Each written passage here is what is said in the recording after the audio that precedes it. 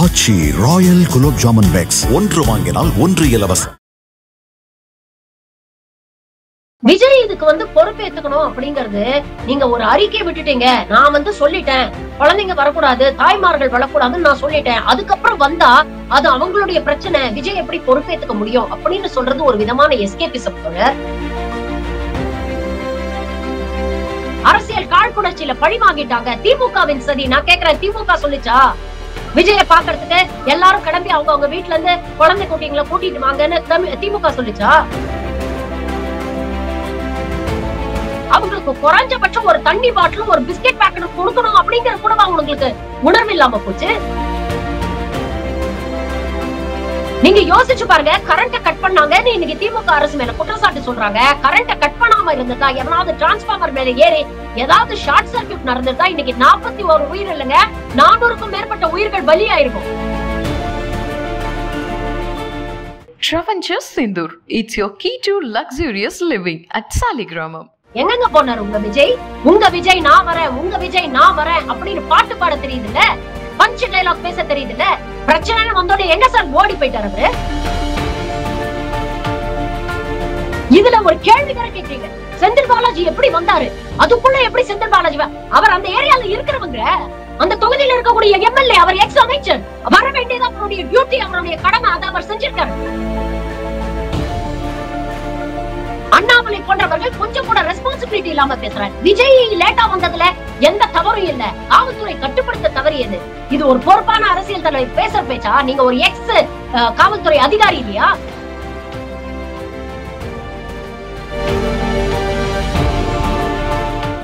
மின்னம்பலம் நேயர்களுக்கு வணக்கம். இன்றைய நேர்காணலில் நம்மோடு இணைந்திருக்கிறார் சமூக செயற்பாட்டாளர் டாக்டர் ஷர்மிளா அவர்கள். வணக்கம். வணக்கம் தோழர். இன்றைக்கு அதிகாலை வரைக்குமே கரூரில் நடந்த அந்த துயர சம்பவத்திற்கு 41 பேர் கிட்ட இறந்து போயிருக்காங்க. முதல்ல இந்த சம்பவம் கேட்டோன்னே உங்களுக்கு எப்படி இருந்தது மேம்? இந்த சம்பவம் தொடர்பாக உங்களுடைய முதற்கட்ட பார்வையை பதிவு பண்ணுங்க.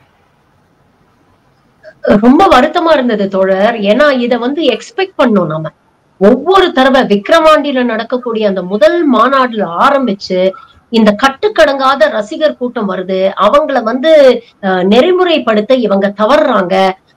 அத ஆர்கனைஸ்ட் ஒரு கிரௌடாக மாற்ற எந்தவித முயற்சியும் விஜய் தரப்புல இருந்தோ கட்சி தரப்புல இருந்தோ எடுக்க மாட்டேங்கிறாங்க. நீங்க விக்கிரவாண்டியில ஆரம்பிச்சே பாருங்களேன், எத்தனை பேர் மயக்கம் போட்டு விழுந்திருக்கிறாங்க, எத்தனை பேர் இறந்து போயிருக்கிறாங்க. இது போன்ற விஷயங்கள் தொடர்ந்து 1-2 மரணங்கள் நடக்கும் பொழுதே நாம சொல்லிட்டு இருக்கோம். இது போன்ற விஷயங்கள் it is a disaster waiting to happen. This is a man-made disaster.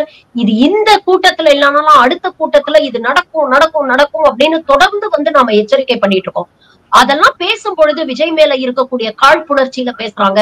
இவங்க திமுக கைக்கூலிகள், 200 ரூபாய் ஊப்பிகள் அப்படின்னு நம்மள வக்ரத்தின் உச்சத்துக்கு போய் விமர்சனம் பண்ணக்கூடிய தாவேகா தொண்டர்கள், ரசிகர்களை தான் நம்மளால பார்க்க முடிஞ்சது. ஆனா இன்னைக்கு பிரச்சனைன்னு வரும்பொழுது யார் அந்த கஷ்டத்தை அனுபவிக்கிறாங்க அப்படிங்கறத பார்க்கும்போது ரொம்ப வேதனையா இருக்கு தோழர். இறந்து போன 41 பேர் மேல அந்த அந்த குடும்பங்களை இன்னைக்கு சந்திக்கக்கூடிய அந்த வருத்தம், அந்த வேதனை, அந்த இழப்பு, இதுக்கெல்லாம் யாரு பொறுப்பேத்துக்க போறாங்க? யாரு பதில் சொல்ல போறாங்க? விஜய்க்கு இதனால ஏதாவது பொருள் சேதமா? விஜய்க்கு இதனால ஏதாவது உயிர் சேதமா? இல்ல. அவர் பாட்டுக்கு இத ஒரு வாரம் 10 நாள் ஆற போட்டுட்டு அடுத்த பொலிட்டிக்கல் மீட்டிங்ல பேச போயிருவார். குழந்தைங்களை இழந்திருக்கிறாங்க, சின்ன சின்ன பசங்க, இளைஞர்கள் இறந்து போயிருக்கிறாங்க, குடும்ப தலைவிகள் இறந்து போயிருக்கிறாங்க. இது அந்த குடும்பத்துக்கு ஒரு ஆறாத ஒரு ரணமாக இருக்கும்ல, அந்த குடும்பத்துடைய எதிர்காலத்தையே புரட்டி போடக்கூடிய ஒரு சம்பவமா மாறிடும்ல. எவ்வளவு வருத்தம் தரக்கூடிய ஒரு விஷயமா இருந்தது. இதை அவாய்ட் பண்ணிருக்கலாம். this could have been avoided, this could have been averted அப்படிங்கிற விஷயம் தான் தொடர்ந்து மைண்ட்ல ஓடிட்டு இருக்கு தோழர். வலியும் வேதனையும் அதிகப்படுத்து. இல்ல, இப்ப தாவேகா தரப்புல இருந்து குழந்தைகளை கூட்டிட்டு வராதீங்க அப்படின்னு சொன்ன பிறகும் கூட்டிட்டு வராங்கன்னா இது விஜய் இதுக்கு பொறுப்பேற்றுக்கணும்னு நினைக்கிறீங்களா மேம்? குறிப்பா இந்த சம்பவத்துக்கு விஜய் இதுக்கு பொறுப்பேற்றுக்கணும் அப்படிங்கறது நீங்க ஒரு அறிக்கை விட்டுட்டீங்க. நான் சொல்லிட்டேன், குழந்தைங்க வரக்கூடாது, தாய்மார்கள் வரக்கூடாதுன்னு நான் சொல்லிட்டேன். அதுக்கப்புறம் வந்தா அது அவங்களுடைய பிரச்சனை, விஜய் எப்படி பொறுப்பேற்றுக்க முடியும் அப்படின்னு சொல்றது ஒரு விதமான எஸ்கேபிசம் தோழர்.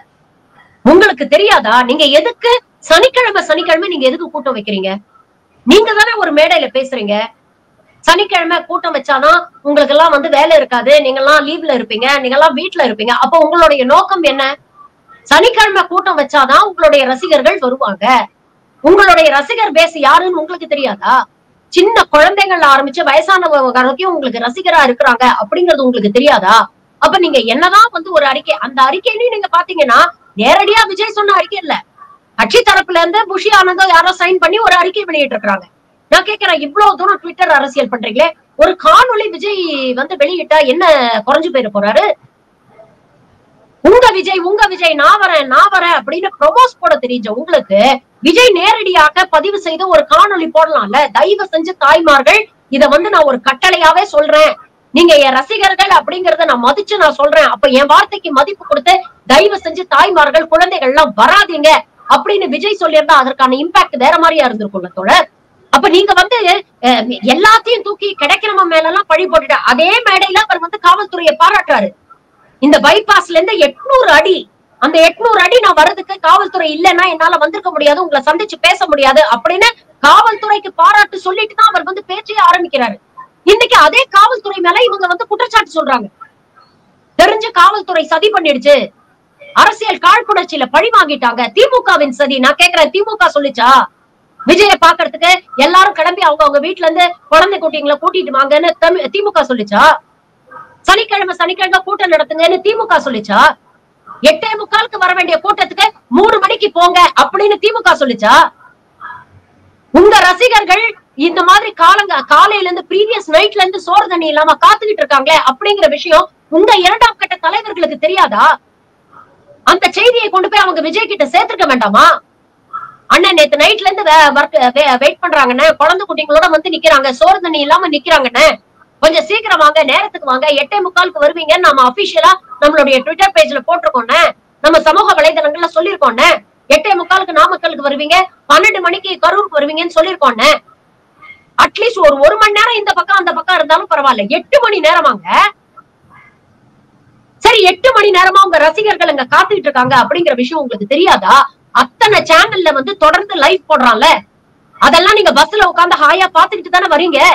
ஒவ்வொரு கட்டத்திலயும் உங்களுடைய 2ஆம் கட்ட தலைவர்கள் பாருங்க எங்களுக்கு எவ்வளவு கூட்டம் கூடிருச்சு அப்படின்னு கொக்கரிச்சுட்டே தானே வரீங்க லைவ்ல. அப்ப அத்தனை பேர் நிக்கிறாங்க, அவங்க சோறு தண்ணி இல்லாம இருக்கிறாங்க, அவங்களுக்கு குறைஞ்சபட்சம் ஒரு தண்ணி பாட்டிலும் ஒரு பிஸ்கெட் பேக்கெட் கொடுக்கணும் அப்படிங்கிற கூட அவங்களுக்கு உணர்வு இல்லாம போச்சு. பிரைவேட் ஜெட்ல வரதுக்கு அவ்வளவு லட்சம் கோடி செலவு பண்றீங்க, ஒரு பஸ்ல வரதுக்கு அவ்வளவு லட்சம் கோடி செலவு பண்றீங்க, விளம்பரத்துக்கு அவ்வளவு லட்சம் கோடி செலவு பண்றீங்க. உங்களை நம்பி வந்த உங்கள் ரசிகர்களுக்கு ஒரு பாட்டில் தண்ணியும் ஒரு பிஸ்கெட் பேக்கும் குடிக்க உங்களால செலவு பண்ண முடியாதா? எங்களுக்கு கூட்டம் இருக்கு, மாஸ் காட்டும் அப்படின்னு பேசுறீங்கல்ல, அந்த கூட்டத்துல உங்க கட்சியில இருக்கக்கூடிய கட்சி ஆரம்பிச்சதுல இருந்தே பாருங்க எங்களுக்கு 2 கோடி தொண்டர்கள் இருக்காங்க அப்படின்னு சொல்றீங்கல்ல, அந்த தொண்டர்களுக்கு ஒரு வாலண்டியர் குரூப்பா அவங்கள மாத்தி களத்துல அவங்க நிப்பாட்ட வச்சு அவங்களுக்கு குரூப்பா உங்களுக்கு இந்த டியூட்டிஸ் அப்படின்னு டெசிக்னேட் பண்ணி அந்த கூட்டத்தை கண்ட்ரோல் பண்ணக்கூடிய, அந்த கிரௌட கண்ட்ரோல் பண்ணக்கூடிய ஒரு ரெஸ்பான்சிபிலிட்டியை கொடுத்திருந்தா இது நடந்திருக்குமா? வண்டியில பஸ்ஸுக்குள்ள உட்கார்ந்துகிட்டு மைக்ல வந்து ஏலம் விடுறீங்க, ஏய் மரத்து மேல உட்காராத, மரத்து மேல இருந்து இறங்கு, ஏய் அது டிரான்ஸ்பார்மர் பேரிகேட வந்து உடைக்காதீங்க, அது மேல ஏறாதீங்க, ஷாக் அடிக்கும். நீங்க யோசிச்சு பாருங்க, கரண்ட கட் பண்ணாங்கன்னு இன்னைக்கு திமுக அரசு மேல குற்றச்சாட்டு சொல்றாங்க. கரண்ட கட் பண்ணாம இருந்ததா, எவனாவது டிரான்ஸ்பார்மர் மேல ஏறி ஏதாவது ஷார்ட் சர்க்கியூட் நடந்ததா இன்னைக்கு 41 உயிர் இல்லைங்க, 400க்கும் மேற்பட்ட உயிர்கள் பலியாயிருக்கும். அப்ப என்ன பண்ணிருப்பீங்க? மரத்து மேல ஏறி உட்கார்ந்து மரம் கிளை இடிச்சு விழுந்து அங்க நிறைய பேர் வந்து அடிபட்டு இருக்கிறாங்க. டின் ரூஃப்ங்க, ஆஸ்பெஸ்டாஸ் டின் ரூஃப் இருக்குல்ல, அது மேல ஏறி 20-25 பேர் நிக்கிறாங்க. போதுமான போலீஸ் பாதுகாப்பு இல்லன்னு இதே இடத்துல 30 மணி நேரம் முன்னால எடப்பாடி கூட்டம் போட்டிருக்கிறாரு. உங்களுக்கு வந்து அதே அளவுக்கு கூட்டம் அவருக்கு வந்திருக்கு, போட்டோவை பார்த்தா தெரியுது. மேபி உங்களுக்கு ஒரு 5000 பேர் 10,000 பேர் கூட வந்திருக்கலாமா இருக்கும். உங்களுக்கு 500 போலீஸ் போட்டவங்க, அந்த கூட்டத்துக்கு 150 போலீஸ் தான் போட்டிருக்காங்க. அந்த கூட்டத்துல ஏன் ஒரு அசம்பாவிதம் கூட நடக்கல? அப்போ யாரு மேல தப்பு யோசிச்சு பாருங்க. ஆனா மேம் இந்த விவகாரம் இந்த மாதிரி கிரவுட் எல்லாம் கண்ட்ரோல் பண்ண முடியாதுங்க. ஒரு கேள்வி என்னன்னா, இப்போ காவல்துறைக்கு வந்து உளவுத்துறை அப்படின்னு ஒரு விஷயம் இருக்கு, அவங்க வந்து ஒரு ப்ரெடிக்ட் பண்ணிருப்பாங்க நிச்சயமா வந்து ஒரு 25,000 பேர் வருவாங்க அப்படின்றது. அப்போ அதுக்கேத்த மாதிரியான ஒரு ஃபோர்ஸை வந்து ரெடி பண்ணிருக்கலாம் அப்படின்னு காவல்துறைக்கு வருவோம். நான் வந்து காவல்துறை வந்து இதுல வந்து டோட்டலா அவங்க வந்து they are not culpable நான் சொல்லவே வரல. பட் வந்து பிக்ஸ் பண்ண ரெஸ்பான்சிபிலிட்டி நீங்க பிக்ஸ் பண்றீங்கன்னா பிரைமரிலி யாருக்கு நீங்க ரெஸ்பான்சிபிலிட்டி பிக்ஸ் பண்ணணும் அதை யோசிச்சு பாருங்க. சரி, காவல்துறை சரியா செயல்படல அப்படின்னு சொல்றீங்க.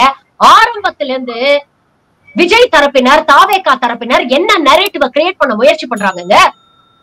மற்ற பொலிட்டிக்கல் மீட்டிங்ஸ்க்கு, மற்ற பொலிட்டிக்கல் பார்ட்டிஸ்க்கு என்னென்ன விதிமுறைகள் விதிக்கிறாங்களோ, என்னென்ன நிபந்தனைகள் விதிக்கிறாங்களோ அதே தானங்க காவல்துறை உங்களுக்கும் விதிக்குது. ஆனா சோசியல் மீடியால இந்த ஆதவ் அர்ஜுனா, புஷி ஆனந்த் போன்றவங்க என்ன சொல்றாங்க? திரும்ப திரும்ப மத்த கட்சிகளுக்கு எல்லாம் இல்லாத நிபந்தனைகளை எங்களுக்கு விதிக்கிறாங்க அப்படிங்கிற ஒரு பொய்யான நரேட்டிவ கிரியேட் பண்ண முயற்சி பண்றீங்க. அரசியல் காழ்ப்புணர்ச்சினால திமுகவுக்கு இணைந்து காவல்துறை செயல்படுகிறது அப்படிங்கிற ஒரு நரேட்டிவ நீங்க கிரியேட் பண்ண முயற்சி பண்றீங்க. இதற்கு மீடியாவில சோசியல் மீடியா இன்ஃபுளுசர்ஸும் ஒப்பீனியன் மேக்கர்ஸும் சேர்த்து ஒத்து ஊத்துறாங்க, வெளிப்படையா பேசுறாங்க. ஆமா, இப்படிதான் நடக்குது, இவங்களெல்லாம் மீறிதான் நடக்கணும், கெத்து காட்டணும் அப்படின்னு பேசுறாங்க. அப்ப அங்க இருக்கக்கூடிய ரசிகர்களுடைய மனநிலை எப்படி இருக்கும்? காவல்துறையை நண்பனா பாப்பானா, எதிரியா பாப்பானா?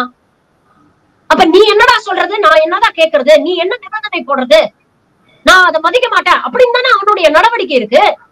அப்ப தொடர்ந்து ஒரு பொய்யான நரேட்டிவ யாருங்க கட்டமைச்சது?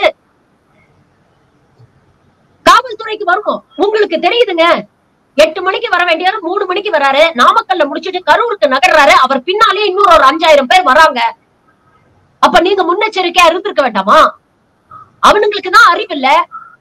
நீங்க இதெல்லாம் பார்த்துதானே வந்திருக்கீங்க, உங்களுக்கு இந்த அனுபவம் இருக்குல்ல. அவ்வளோ கூட்டம் நிக்குது, அந்த கிரௌட் அங்க நிக்குது. அந்த இடத்துல போய் பிரச்சார வாகனம் நிக்கணும் அப்படிங்கிறது உங்களுக்கு முன்னாலேயே தெரியும். அப்படி இருக்கும் பொழுது அந்த பிரச்சார வாகனம் நிக்கிறதுக்கான ஸ்பேஸையாவது பேரிகேட் பண்ணி நீங்க ஒதுக்கி வச்சிருக்கலாம்ல முதல்லயே. வாகனம் வந்ததுக்கு அப்புறம் ஏன் சார் கூட்டத்தை வந்து ஒதுக்குறீங்க? முதல்ல அந்த ஸ்பேஸ கிரியேட் பண்ணி பேரிகேட்ஸ போட்டு ஒரு அளவுக்கு கூட்டம் சேர்ந்ததுக்கு அப்புறம் யாருக்கும் உள்ள அனுமதி இல்ல அப்படின்னு அவங்களை தடுத்து நிறுத்தி இருக்கலாமா? ஏன் சார் செய்யல? ஒரு ஆத்திர அவசரம்னா ஆம்புலன்ஸ் போறதுக்கான வழி அட்லீஸ்ட் அந்த பஃபர் ஸ்பேஸையாவது கிரியேட் பண்ணி வச்சிருக்கலாம்ல. அங்கங்க பஃபர் ஸ்பேஸ், எம்டி ஸ்பேசஸ் நீங்க பேரிகேட் போட்டு கிரியேட் பண்ணி வச்சிருந்தீங்கன்னா கூட்டம் அதிகம் ஆக ஆக அந்த பஃபர் ஸ்பேசஸ் நீங்க யூஸ் பண்ணி இருந்திருக்கலாமே. அப்ப காவல்துறையும் இதுல வந்து கொஞ்சம் முன்னெச்சரிக்கையா செயல்பட்டு அப்படிங்கிற விஷயத்துல எந்த மாற்று கருத்துமே இல்லைங்க. நீங்க இதெல்லாம் பார்த்திருக்கீங்க, உங்களுக்கு அனுபவம் இருக்கு. எத்தனையோ கூட்டங்களை அப்கோர்ஸ் உங்களுக்கே தெரியும். இது வந்து இது விஜய் நடத்துற முதல் கூட்டம் கிடையாது. இதுக்கு முன்னால இந்த கூட்டம் எவ்வளவு அன்ரூலியா இருந்திருக்கு, எவ்வளவு அன்ரூலியா பிஹேவ் பண்ணிருக்காங்க அப்படிங்கிறது உங்களுக்கு தெரியும். அப்ப இதெல்லாம் நீங்க எக்ஸ்பெக்ட் பண்ணிருக்கணும்ல. இட் இஸ் a collective responsibilityங்க. இதுல விஜய் அப்படிங்கிற ஒருத்தர் மீது மட்டும் நம்ம வந்து ரெஸ்பான்சிபிலிட்டியோ அக்கௌண்டபிலிட்டியோ பிக்ஸ் பண்ண முடியாது. Of course he is responsible. இன்னைக்கு 41 பேர் இறந்து போயிருக்காங்க. எங்கங்க போனாரு உங்க விஜய்? உங்க விஜய் நான் வரேன், உங்க விஜய் நான் வரேன் அப்படின்னு பாட்டு பாட தெரியுது இல்ல, பஞ்ச் டைலாக் பேச தெரியுது இல்ல. பிரச்சனை வந்தோட எங்க சார் ஓடி போயிட்டாரு அவரு? குறைஞ்சபட்சம் நீங்க ஆஸ்பத்திரிக்கு கூட வர வேண்டாம் சார், குறைஞ்சபட்சம் திருச்சியிலேயே கரூர்லயாவது ஒண்ணு இருந்திருக்கலாமே. உங்க அடுத்த கட்ட தலைவர்களை போங்க, களத்துக்கு போங்க, என்ன உதவி வேணுமோ செய்யுங்க, நான் இருக்கேன். நீங்க தானே சார் பேசுனீங்க மேடையில. பணம் என்ன சார் பெரிய பணம், எவ்வளவு பணத்தை நான் பார்த்தாச்சு அப்படின்னு நீங்க தானே சார் பேசுனீங்க. அஜித் குமார் இறந்த போது முதல்வர் சாரி சொன்னதுக்கு டிராமா ஆடுறாரு அப்படின்னு பேசுறீங்களே சார். 41 பேர் இறந்து போயிருக்காங்க, சாரி சொல்றதுக்கு உங்களுக்கு 4 மணி நேரம் ஆச்சா சார்? உங்க வீட்டு தாய் மாமன் நான், உங்க வீட்டு சகோதரன் நான், உங்க வீட்டு பிள்ளை நான் அப்படின்னு மேடைக்கு மேல பேசுறீங்களே சார். உங்க குடும்பத்தை சேர்ந்த 41 பேர் தானே சார் இறந்து போயிருக்காங்க. அப்ப எங்க போச்சு சார் உங்களுடைய குடும்ப பாசம்? ஏன் சார் ஓடி போய் பனையூர்ல பதுங்கிக்கிறீங்க?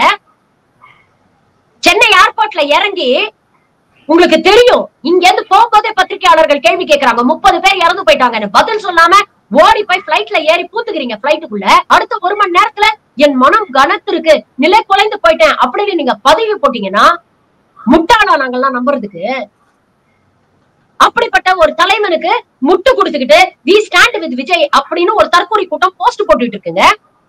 ஆனா மேம் விஜய் அந்த மாதிரியான ஒரு மனநிலை இருப்பாரா மேம்? இத்தனை பேர் இறந்து போயிட்டாங்கன்னு பொழுது அவரோட மனநிலை எவ்வளவு வந்து பதறி இருக்கும்னு தெரியும். ஆனா விஜய்க்கு அக்கறை இல்லாத மாதிரி சொல்றீங்க நீங்க. அக்கறை இருந்தத வந்திருக்கணும் எங்க களத்துக்கு. அதுதாங்க ஒரு தலைவர், அதுதாங்க ஒரு தலைவருக்கு அழகு. பயந்து ஓடுறது கோழைத்தனங்க. உங்களுக்கு உண்மையிலேயே அக்கறை இருந்ததா என்னங்க மிஞ்சி மிஞ்சி போனா என்னங்க பண்ணிடுவாங்க? 4 வசை பாடுவாங்களா பொதுமக்கள்? அவங்க மனசுல இருக்கிற வருத்தத்தை, ஆதங்கத்தை, அவங்க வீட்டுல ஒரு இழவு விழுந்திருக்க அப்படிங்கிற கோபத்தை உங்க மேல காட்டுவாங்களா?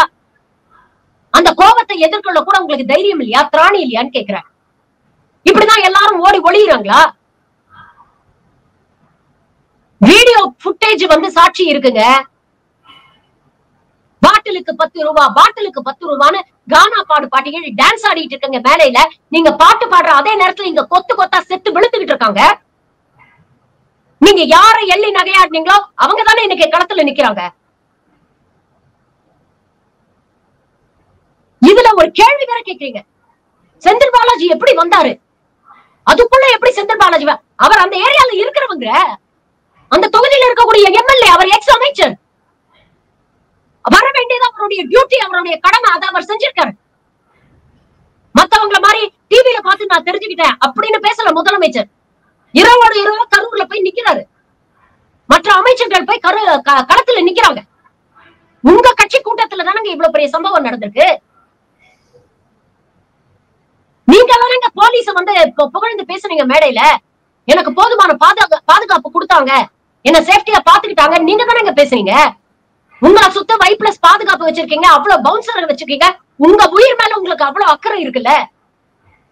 அப்ப போலீஸ் மேல அவ்வளவு அக்கறை இருக்கு, போலீஸ புகழ்றீங்கன்னா வந்து களத்துல நிக்க வேண்டியதுதானங்க. நீங்க வரலன்னா கூட பரவாயில்லங்க. உங்க அடுத்த கட்ட தலைவர்கள் எங்க போனாங்க? ஆதவர்ஜுனா எங்க போனாரு? பெரிய வியூக வகுப்பாளர்னு பேனாவை சுத்திக்கிட்டே பேட்டி கொடுக்க தெரியுதுல்ல அந்த ஆளுக்கு. ஆதவர்ஜுனா எங்க போனாரு? புஷி ஆனந்த் எங்க போனாரு? அந்த அருண்குமார் எங்க போனாரு? பேசுறீங்கல்ல, எங்களுக்கு கூட்டம் வருது, எங்க கெத்த பாரு அப்படின்னு பேச தெரியுதுல்ல. அப்ப பிரச்சனைன்னு வந்தா களத்துல நிக்கணும். களத்துல நிக்கிறவங்க தான் தலைவர்கள். பொதுமக்கள் விமர்சனம் பண்ணா அதை பார்த்து நான் பயந்து ஓடுவேன்னா நீங்க எல்லாம் சிஎம்மா இருக்கிறதுக்கு தகுதியே இல்லையங்க. இன்னைக்கு எத்தனையோ விமர்சனங்களை ஸ்டாலின் எதிர்கொண்டுதானே உட்கார்ந்து இருக்கிறாரு அந்த பதவியில. அஜித்குமாருக்கு ஸ்டாலின் சாரி சொல்லிட்டு அவ்வளவு தூரம் பேசுனீங்களே. காவல்துறை மரணங்கள் அப்படின்னு ஒரு போராட்டம் போட்டு மேடையில அத்தனை குடும்பத்தை ஏத்தி சிஎம் கேள்வி கேட்க தெரிஞ்சது இல்ல. இன்னைக்கு உங்களால தானே 41 பேர் வந்து இறந்து போயிருக்காங்க. அந்த குடும்பத்துக்கு கூட வந்து நிக்கணும்னு உங்களுக்கு ஏன் தெரியல? கள்ளக்குறிச்சிக்கு ஏன் போனீங்க? கள்ளக்குறிச்சிக்கு எதுக்காக போனீங்க? அங்க அரசியல் பண்ண தெரியுதுல்ல உங்களுக்கு. அனிதா வீட்டுக்கு ஏன் போனீங்க? அங்க அரசியல் பண்ண தெரியுதுல்ல உங்களுக்கு. இன்னைக்கு உங்களுடைய இயலாமைனால, நீங்க கூட்டத்தை கட்டுப்படுத்த தவறியதுனால இத்தனை பேர் இறந்து போயிருக்கிறாங்க. குறைஞ்சபட்சம் அடுத்த கட்ட தலைவர்கள், மாவட்ட செயலாளர் எங்கேயோ இல்லையா, ஆளு வந்து தலைமறைவு, காணாம போயிட்டானா. இப்படிப்பட்ட ஒரு தலைவனுக்கு இன்னும் ஃபயர் விட்டுட்டு இருக்காங்க, வி ஸ்டாண்ட் வித் விஜய் அப்படின்னு. தயவு செஞ்சு தலைவர்களை திரையில் தேடாதீர்கள். தரையில உங்களுக்காக பிரச்சனைன்னு வரும்போது, இன்னல்கள் வரும்பொழுது, இது போன்ற துயரங்கள் வரும்போது எவரும் வந்து நிக்கிறானோ அவன் தான் உண்மையான தலைவர். செந்தில் பாலாஜி மீது 1008 விமர்சனங்கள் வைங்க, எனக்கு அதுல மாற்று கருத்து கிடையாது. அரசியல் ரீதியாக அவர் மீது நீங்க என்ன வேணா விமர்சனங்கள் வைங்க, அது உங்க ஜனநாயக உரிமை. அதற்கு பதில் சொல்ல வேண்டியது செந்தில் பாலாஜியோட கடமை, அவர் சொல்லிப்பாரு. ஆனா எதுலதான் அரசியல் பண்றது அப்படிங்கிற ஒரு அடிப்படை அறிவு இல்ல. ஒரு அம்மா வந்து மயங்கி விழுதுங்க, அத நடிப்புன்னு சொல்லி இவங்க வந்து பதிவு போடுறானுங்க இந்த முட்டாள் பசங்க. ஆம்புலன்ஸ் வந்து அவ்வளவு ஆம்புலன்ஸ் போகுது, ஆம்புலன்ஸ் எல்லாம் எப்படியா போகுதுன்னு ஒரு பொண்ணு நின்று பேட்டி கொடுக்குதுங்க. ஒரு ஆம்புலன்ஸ்ங்கிறது எமர்ஜென்சிக்கு யூஸ் பண்றது, உள்ள பேஷண்ட் இருந்தாதான் அதுல வந்து எவ்வளவு அபத்தமான ஒரு விஷயமா இருக்கு. யோசிச்சு பாருங்க, ஒரு ஆம்புலன்ஸ் என்டியா அவசரமா எங்கேயாவது போகுதுன்னா எவ்வளவு பெரிய எமர்ஜென்சி இருக்கும். அங்க அத்தனை பேர் பிராக்டிகலா யோசிச்சு பாருங்க. என்னுடைய கிளாஸ்மேட் வந்து கரூர்ல வேலை செய்யறாருங்க. அங்க ஃபர்ஸ்ட் ஹேண்ட் ரிப்போர்ட் நான் சொல்றேன். நான் அவர்கிட்ட போன்ல பேசி அங்க என்ன நடந்தது அப்படிங்கறத நான் கேட்டேன். பல இடங்கள்ல ஆம்புலன்ஸ்க்கு வழி விடாம இவங்க போய் சண்டை போட்டிருக்காங்க. ஆம்புலன்ஸோட இந்த கோல்டன் அவர்னு சொல்றோம்ல, அப்ப இவங்க ஆம்புலன்ஸுக்கு ஒழுங்கா மரியாதையா வழி விட்டு இருந்தா இன்னைக்கு இந்த 41 பேர்ல எத்தனை பேர் உயிரை காப்பாத்திருக்கலாங்க? 41 பேர்ல 39 பேர் they were brought dead to the hospital. இவர் பேசும்பொழுதே அங்க அவ்வளவு மரணங்கள் நடந்திருக்கு. இல்ல குறைஞ்சபட்சம் நான் கேக்குறேன், இவ்வளவு சீரியஸான சிச்சுவேஷன் இருக்கு அப்படிங்கிறது தெரியும்ல. இங்க பிரச்சனை எங்க வருதுன்னு பாருங்க. நீங்க காவல்துறையோட கோஆபரேட் பண்ணி காவல்துறையோட நீங்க வந்து ஒரு நல்ல ஒரு ரிலேஷன்ஷிப்ப ஆரம்பத்துல இருந்தே இந்த மாதிரி காவல்துறை நமக்கு எதிரி அப்படிங்கிற ஒரு நரேட்டிவ செட் பண்ணாம அவங்களோட சேர்ந்து நீங்க கோஆபரேட் பண்ணிருந்தீங்கன்னா இந்த விஷயத்தோடைய சீரியஸ்னஸ் நீங்க உணர்ந்திருப்பீங்க. கரூர்ல விஜய் மேடை ஏறாருல்ல, நீங்க அரசியல் எப்ப வேணா பேசுங்க, இன்னைக்கு இல்லன்னா அடுத்த மேடையில நீங்க பேச போறீங்க. குறைஞ்சபட்சம் அந்த மேடையில விஜய் சொல்லிருக்கலாம் இல்லங்க, ஒரு 5 நிமிஷம் எல்லாரும் ஆரவாரம் பண்ணாம அமைதியா இருங்க, இங்க நிறைய பேர் மயங்கி விழுறாங்க, இது நாளைக்கு பெரிய பிரச்சனையா மாறிட போகுது, தயவு செஞ்சு எனக்காக அமைதியா இருங்கன்னு சொல்லிருந்தா அந்த கூட்டம் கேட்டிருக்குமா இல்லையாங்க? அமைதியா இருங்க, ஒரு 5 நிமிஷம் ஐ வாண்ட் கம்ப்ளீட் சைலன்ஸ், எல்லாரும் இன்னொருத்தர் கைய புடிச்சுக்கங்க, பக்கத்துல யாராவது மயங்கி இருக்காங்களான்னு பாருங்க, கீழே யாராவது விழுந்திருக்காங்கன்னு பாருங்க, உடனே அவங்களுக்கு ஹெல்ப் பண்ணணும், கொஞ்சம் நிதானமா இருங்கன்னு விஜய் ஒரு வார்த்தை பேசினாராங்க. தண்ணி வேணும்னு கேட்டா பாட்டில தூக்கி எறியறாருங்க. அந்த பாட்டில குடிக்கிறதுக்கு எத்தனை பேர் முட்டி அடிச்சுட்டு ஓடி வரான், அதுல எத்தனை பேர் தடுக்கி விழுந்திருப்பாங்க, எத்தனை பேர் மூச்சு குட்டி இறந்திருப்பாங்க. இதுக்கு ஆரம்பத்திலேயே நீங்க சோறு தண்ணி அவங்களுக்கு ப்ரொவைட் பண்ணிருந்தீங்கன்னா, அங்கங்க கன்சோல்ஸ் வச்சு அவங்களுக்கு ஒரு பிஸ்கெட் பாக்கெட்டோ ஒரு தண்ணியோ நீங்க ப்ரொவைட் பண்ணிருந்தீங்கன்னா இந்த அவல நிலை வருவாங்க. அப்ப நீங்க எவ்வளவு பெரிய ஒரு நார்சிசிஸ்டா இருந்தா மேடையில இருந்து அப்படி தூக்கி எறிவீங்க நீங்க பாட்டில்? இதெல்லாம் கேள்வி கேட்டா உடனே வந்து இவங்க வந்து அரசியல் காழ்ப்புணர்ச்சியில பேசுறாங்க, திமுக சதி செஞ்சிருச்சு. எந்த அரசாங்கமோ 41 பேரு சாவுல வந்து அரசியல் பண்ணணும்னு நினைக்கவே நினைக்காதுங்க. அப்படி நினைக்கிறவங்களா இருந்தா இந்த இதுக்கு ஏன் வந்து பர்மிஷன் கொடுக்க போறாங்க? உங்களுக்கு பர்மிஷன் கொடுக்கலனாலும் பயந்துகிட்டு பர்மிஷன் கொடுக்க மாட்டேங்கிறாங்க, பிரச்சனை பண்றாங்க, அரசியல் பண்றாங்க, விஜய் வளர்ச்சி பிடிக்கல அப்படின்னு குத்தம் சொல்றீங்க. இப்ப பர்மிஷன் கொடுத்து இவ்வளவு பெரிய அசம்பாவிதம் நடந்தோடனையும் கூட்டத்தை சரியா மேனேஜ் பண்ண முடியல அப்படின்னு காவல்துறையை சொல்றீங்க. அவங்களும் மனுஷங்க தானே. அங்க வந்து அந்த வீடியோ ஒண்ணு பார்க்க முடிஞ்சது. அந்த காவல்துறை அந்த அந்த அந்த நண்பர் வந்து உச்சகட்ட ஒரு ஒரு ஒரு ஒரு ஃப்ரஸ்ட்ரேஷனுக்கு போயிட்டு, ஏன்னா ஆம்புலன்ஸுக்கு வழிவிட மாட்டேங்கிறீங்க, இவன் அவன் உயிர் பயத்துல இங்க உட்காந்துட்டு இங்க உட்காந்து வெட்டியா சண்டை போட்டுட்டு இருக்கீங்களேன்னு அப்பதான் கையில லத்தி எடுக்கிறாங்க.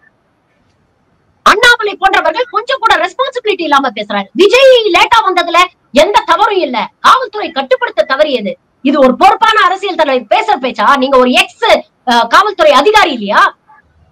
இன்னைக்கு விஜய்க்கு முட்டு கொடுக்க, விஜய வந்து காப்பாத்துறதுக்கு யாரு வந்து வரிசையில நிக்கிறாங்கன்னு பாருங்க.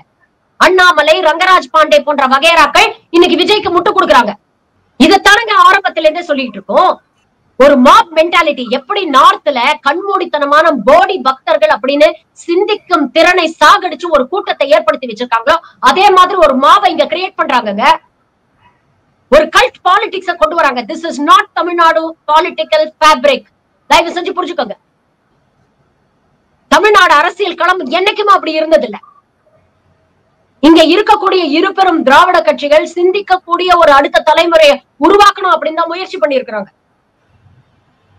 பல்வேறு விமர்சனங்களை மாறி மாறி வச்சிருக்காங்க. ஆனா மக்களுக்கு ஒரு பிரச்சனை அப்படின்னா களத்துல வந்து 2 பேருமே நிக்கிறாங்க.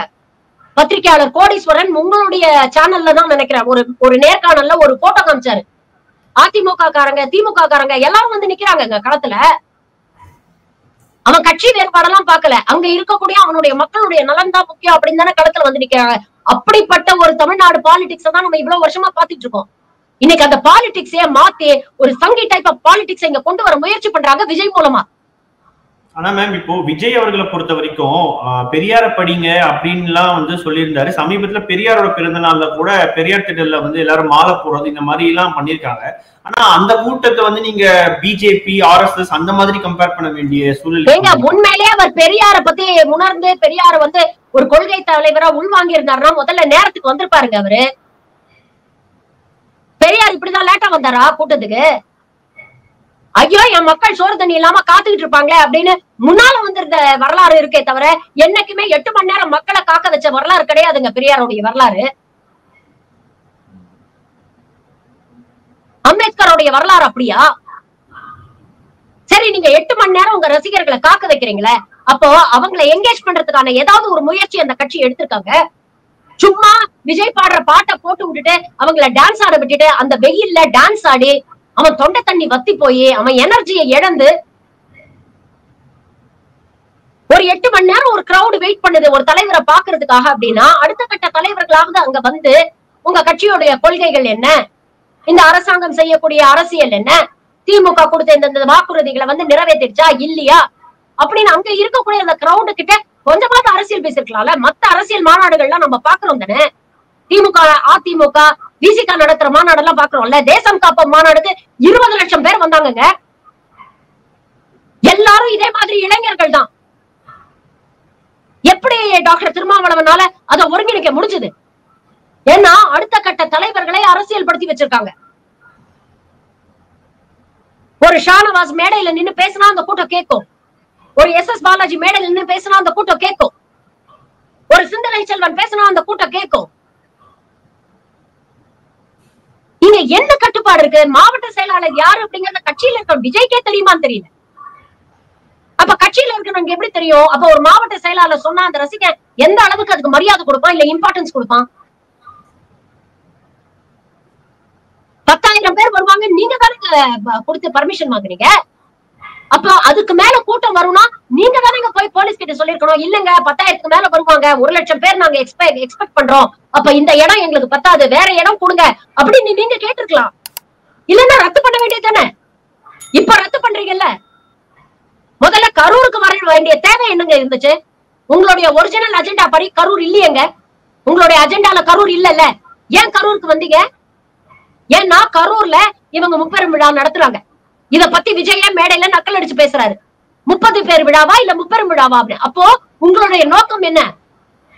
திமுக கூட்டம் காட்டிடுச்சு, நாங்க பதிலுக்கு பாரு கூட்டம் காட்டுறோம், கெத்து காட்டுறோம் அப்படிங்கிற உங்களுடைய அந்த நோக்கத்துக்காக தானே நீங்க வந்தீங்க கரூருக்கு. அங்க உட்பட்ட 4 தொகுதிகள் இருக்குங்க. நீங்க உங்களுக்கு இப்படி கட்டுக்கடங்காத கூட்டம் வருது, உங்களால அதை மேனேஜ் பண்ண உங்களால முடியல, அதுக்கான துப்பு திராணி உங்களுக்கு இல்லன்னா அட்லீஸ்ட் நீங்க பிரிச்சு பல்வேறு இடங்கள்ல விஜய் பேசுற மாதிரி ஏற்பாடு பண்ணிருக்கலாம்ல. குறைஞ்சபட்சம் நான் கேக்குறேன், ஏன் பஸ்ல ஏறிதான் இந்த ஆளு வரணுமா? சரி பஸ்ல வரீங்க, அட்லீஸ்ட் மேல நின்னு எல்லாத்தையும் கை காட்டிட்டு வந்திருந்தா விஜய பார்க்க வந்த கூட்டம் அதோட கலைஞ்சு போயிருக்கும்ல. உள்ள உட்கார்ந்து ஷட்டரை மூடிட்டு ஏன் வரீங்க? அப்ப உங்களுடைய நோக்கம் என்ன? எல்லா இடத்தையும் எல்லா கூட்டத்தையும் ஒரே இடத்துல சேர்க்கணும், கூட்டத்தை காட்டணும். மேடையிலயும் அதுதானே இங்க பேசுறாரு. இவ்வளவு பேர் வருவாங்க, நான் கூட 2 வாரம் முன்னால நினைக்கல, ஆனா இப்பதான் எனக்கு நம்பிக்கை வருது, தைரியம் வருது அப்படின்னு பேசுங்க. அப்ப உங்களுடைய அரசியல் எல்லாம் வரும் கூட்டம் காட்டுறதுதான். என் பின்னால எவ்வளவு கூட்டம் இருக்கு பாரு அப்படின்னு கூட்டத்தை உங்க அரசியல் ஆயுதமா நீங்க பயன்படுத்துறீங்க. இன்னைக்கு அந்த ஆயுதம் உங்களையே திருப்பி தாக்கி இருக்கு. அடுத்த மீட்டிங்ல எப்படி எந்த முகத்தோட போய் பேசுவீங்க? ஆனா இப்போ இந்த கூட்டத்தை காட்டுறது ஒரு பக்கம் இருக்கட்டும், ஆனா அதுக்காக விஜய்க்கு ஒரு ரெஸ்பான்சிபிலிட்டி இல்லாம இருக்காரு, அந்த ஆட்டிடியூடோட இருக்காருன்றதை நம்ம எடுத்துக்கலாமா மேம்? ரெஸ்பான்சிபிலிட்டி இல்லங்க. ரெஸ்பான்சிபிலிட்டி இருந்திருந்தா, தன்னுடைய ரசிகர்களுடைய உணர்வுகள் அவர் மதிச்சிருந்தா, சோறு தண்ணி இல்லாம 8 மணி நேரமா நிக்கிறாங்களே அப்படிங்கறத உணர்ந்திருந்தா முதல்ல பங்க்சுவாலிட்டி அவர் மெயின்டைன் பண்ணிருப்பாரு. பிரைவேட் ஜெட்ல தானங்க வரீங்க, 8:45 டைம் அப்படின்னு அனௌன்ஸ் பண்றீங்கல்ல, ஏன் 5 மணிக்கு வீட்டுல இருந்து கிளம்பினா குறைச்சா போயிருவீங்க நீங்க? அப்படி என்னங்க பெரிய வேலை உங்களுக்கு? சனிக்கிழமை சனிக்கிழமை தானே வெளியில வரீங்க, மத்த நாளெல்லாம் வீட்டுக்குள்ள உட்கார்ந்து ரெஸ்ட் தானங்க எடுக்கிறீங்க. ஒரு நாள் சீக்கிரம் கிளம்பி வந்தா என்ன குறைச்சா போயிருவீங்க நீங்க? அந்த அடிப்படை ரெஸ்பான்சிபிலிட்டி, அந்த உணர்வு உங்களுக்கு வேண்டாமா? நைட்ல இருந்து காத்துட்டு இருக்காங்க, இதெல்லாம் தெரியாதுன்னு மட்டும் தயவு செஞ்சு சொல்லாதீங்க. ஏன்னா உங்களுக்கு ஜாலரா அடிக்கக்கூடிய ஊடகங்கள் 24/7 லைவ் போட்டுக்கிட்டு இருக்கான். கட்டுக்கடங்காத கூட்டம் நிமிஷத்துக்கு நிமிஷம் அதிகரிச்சுக்கிட்டு இருக்கு அப்படிங்கிறது உங்களுக்கு தெரியும், உங்க அடுத்த கட்ட தலைவர்களுக்கு தெரியும். அப்ப அந்த கூட்டத்தை ஆசுவாசப்படுத்த, அவங்களுடைய சேஃப்டியை செக்யூர் பண்றதுக்கு நீங்க என்னங்க பண்ணீங்க? இது அடிப்படை மனித நேயங்க, இது அடிப்படை ரெஸ்பான்சிபிலிட்டிங்க. இது கெத்து காட்டுறதுக்கு மட்டும் இல்ல தொண்டர் கூட்டம். தொண்டர் கூட்டத்துக்கு ஒரு பிரச்சனைனா அவங்களுடைய பாதுகாப்பை உறுதி செய்யறதும் ஒரு தலைவரோட கடமை. Vijay has failed as a leader. He is unfit to be a leader. I am making this point very clear. He is totally unfit to be a politician. He is unfit to be a leader. ஒரு பிரச்சனை வந்ததுன்னா அதை எப்படி handle பண்ணணும்னு கூட உங்களுக்கு தெரியல. ஓடி போய் ஒளிச்சுக்கிறீங்க உங்க வீட்டுல. 4 மணி நேரத்துக்கு அப்புறம் ஒரு பதிவு போடுறீங்க. குறைஞ்சபட்சம் பத்திரிகையாளர்களை ஏர்போர்ட்ல சந்திக்கும் பொழுது ஒரு வார்த்தை, ஆமாங்க நடந்துருச்சு, வருத்தமாக இருக்கு, நானே ஷாக்ல இருக்கேன், என்னால என்ன பண்றதுன்னு தெரியல, இந்த நேரத்துல எந்த கேள்விக்கும் நான் பதில் சொல்ல விரும்பல, எனக்கு கொஞ்சம் டைம் கொடுங்க, நான் ஆஸ்வாசப்படுத்திட்டு நான் பேசுறேன் உங்ககிட்ட அப்படின்னு சொல்றதுக்கு கூட உங்களுக்கு மனிதாபிமானம் இல்லையங்க. பயந்து பம்பி ஓடுறீங்க. திரையில மட்டும் பெருசா பஞ்ச் டயலாக் பேச தெரியுதுல, ஸ்கிரீன்ல மட்டும்தான் இது போன்றவர்கள் ஹீரோஸ். ரியல் லைஃப்ல they are a big fat zero அப்படிங்கறது தயவு செஞ்சு புரிஞ்சுக்கணும். அட்லீஸ்ட் விஜயை கண்மூடித்தனமாக பின்பற்றக்கூடிய ரசிகர்கள் இதை புரிஞ்சுக்கணும். நிச்சயமா மேம். மின்னம்பலம் நேருக்காக பல்வேறு கேள்விகளுக்கும் உங்களுடைய உணர்வுகளையும் அப்படியே பதிவு செஞ்சிருக்கீங்க. உங்க நேரத்துக்கும் கருத்து பகிர்வுக்கும் மிக்க நன்றி மேம். தேங்க்யூ. ஆச்சி ராயல் குலோப் ஜாமுன் பேக்ஸ், ஒன்று வாங்கினால் ஒன்று இலவசம். Travancore Sindoor, it's your key to luxurious living at Saligramam. மின்னம்பலம்.com, தமிழின் முதல் மொபைல் பத்திரிகை.